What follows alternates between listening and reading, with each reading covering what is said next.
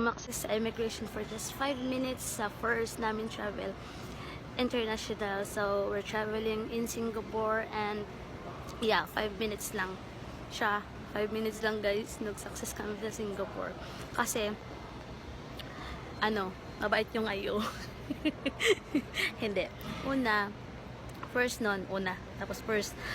tinanong niya kami kung saan daw kami pila. Tapos kami yung pangalawang pumila sa counter niya. So, tinanong niya kami kung saan daw kami pupunta. So, sabi ko, punta kami in Singapore. Sabi niya, anong gagawin niyo doon? Sabi ko naman, gagala po. Tapos, celebrate namin yung birthday ng husband ko. Tinuro ko yung husband ko. Tapos, sabi niya, okay. Pakibigay ng return passport nyo, return ticket, tapos hotel booking, tapos yung inyong work, sabi niya ganun. So ang ginawa ko, first pa lang kasi nagpicture na siya, 'di ba? Parang nahin ko na mag-aano na siya, tatatakan niya kami kasi first pa lang nagpicture na siya sa akin, pinicturean niya na ako. Tapos yun na nga, ang ingay. Wait lang.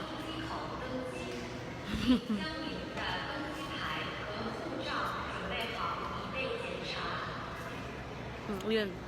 Hindi nyo. Tapos, pinicturean niya na ako. Tapos, sa mga nakikita ko, panghuli talaga yung picture.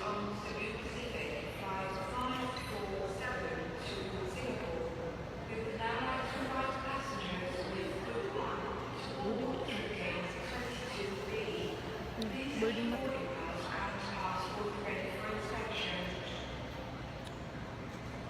So, yun na nga. Tapos, sabi niya, tapos, pinicturean niya ako, tapos, yun, nilabas ko na yung passport ko.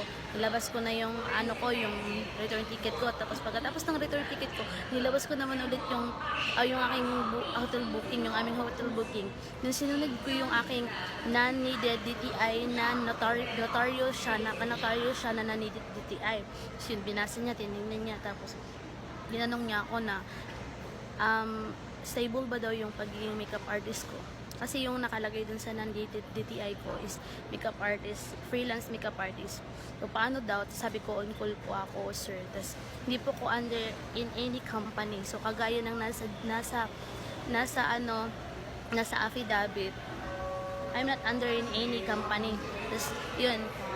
Anong ginagawa mo? Stable ba siya? Sabi niya ganun. Sabi ko, sa akin po, sir, yes po. Kasi po,